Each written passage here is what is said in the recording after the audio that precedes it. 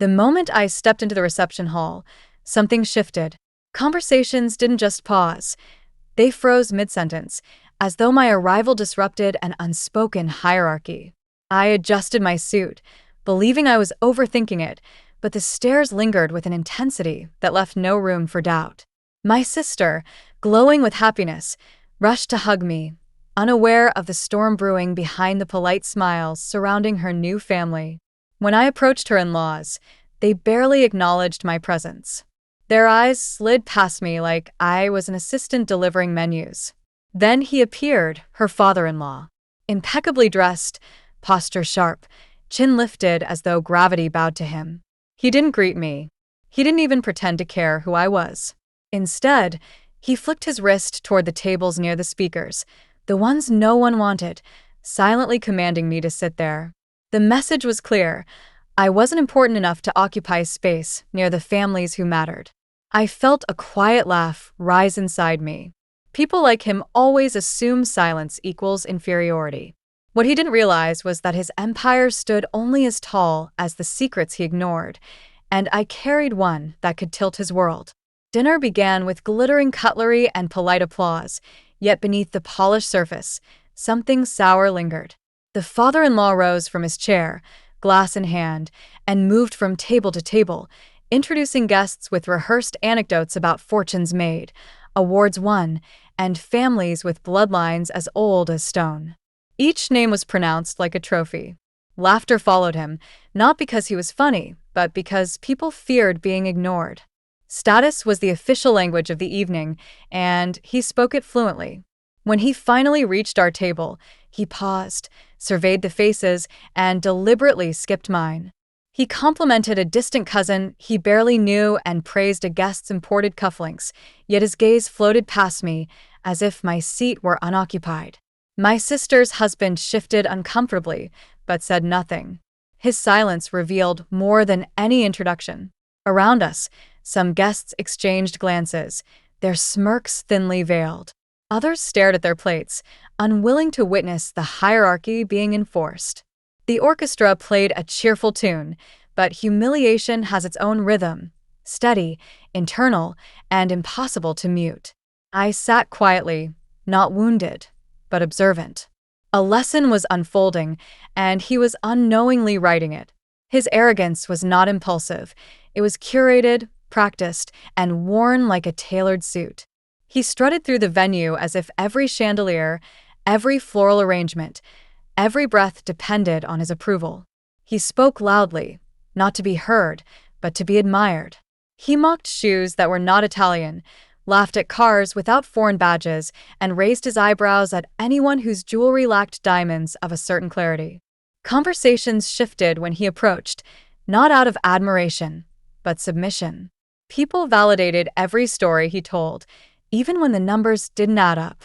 He bragged about businesses he claimed to have rescued, shaking hands with politicians who supposedly begged for his wisdom.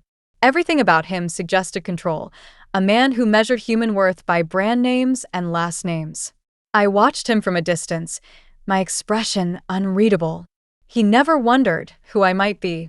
He assumed everyone who stayed silent was beneath him, a spectator in his kingdom of illusions.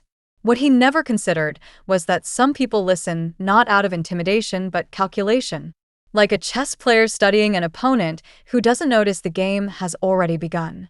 As the evening unfolded, his confidence inflated. Every nod from a guest, every laugh at his jokes, every subtle bow fed his illusion that he owned not just the room, but the people inside it. My silence seemed to comfort him. He mistook restraint for weakness, failing to recognize the difference between quiet evaluation and quiet surrender. At one point, I stood near a decorative arch, admiring the photographer capturing candid images. Suddenly, he approached me with an imperious gesture, as though addressing staff rather than a guest.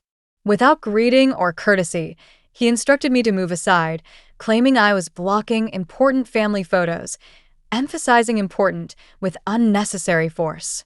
Laughter erupted from nearby tables, fueled by his confidence that the scene was harmless and deserved. I stepped aside without protest, not out of fear, but strategic patience. In that instant, I understood him perfectly. People like him only respect threats they can identify, and I was invisible to him, not because I lacked value, but because I had not yet revealed it. He felt victorious, unaware that pride blinds faster than any mask. He believed he was safe. Safety disappears quickly when built on assumption. During the toasts, guests lifted their glasses, praising love, unity, and the merging of families. He stood front and center, savoring every second of attention. But arrogance tends to grow restless when it cannot locate a target. His eyes drifted back to me, curious now, irritated by my composure. The room quieted as he approached, a predatory smile etched across his face. He leaned in close enough for his cologne to sting my senses. "So, and you? What do you do?" His tone wasn't curious, it was designed to corner me. He wanted a job title he could dismiss, a detail he could mock, a reason to validate his earlier behavior. Guests sensed something was about to happen. The clinking of glasses halted. Even the music softened as though waiting for my downfall. My sister looked anxious, perhaps fearing an argument that would taint her wedding. Her new husband stood rigid, torn between loyalty and embarrassment. He expected me to shrink, to justify my presence. But he had made a critical mistake. Questions carry power only when the asker is prepared for the answer. And he was anything but prepared. I didn't raise my voice. I didn't rush. I simply stood, allowing silence to settle like dust before a storm. All eyes turned toward me, expectant. I smiled politely, as though addressing an equal, not an accuser. My words were calm, deliberate, and devastating in their simplicity. I apologized for not introducing myself earlier. I began. My name is the founder and current owner of the investment firm that recently acquired Carrington Industries. The transformation was instantaneous. Forks hovered midair. A waiter froze mid-step. A champagne flute rattled against trembling fingers. His carefully crafted confidence fractured before the audience he'd spent the evening impressing. He had spent hours boasting about Carrington Industries, growth projections, partnerships, his family legacy, never once suspecting he was praising a kingdom no longer his. His smirk vanished, replaced by confusion and a dawning horror. Guests exchanged whispers, unsure whether they were witnessing a confrontation or a coronation. My sister stared at me as if seeing a stranger, humbled not by my wealth, but by the realization that value doesn't always announce itself. In a single sentence, I had rewritten the room's hierarchy without raising the volume of my voice. He attempted to speak, but his words tangled like threads pulled too tight. His once commanding voice reduced itself to fractured syllables and unfinished sounds. His wife reached for his arm, eyes wide with a panic she couldn't disguise. His son looked at me as though I had rewritten the script of his life. The guests, who once echoed his arrogance, now observed him through a different lens, not as a titan, but as a man dwarfed by truths he didn't recognize. My sister stood speechless. She knew I was accomplished, but she had never imagined the scale. Her respect shifted, not upward but inward, as if understanding that power does not always dress loudly.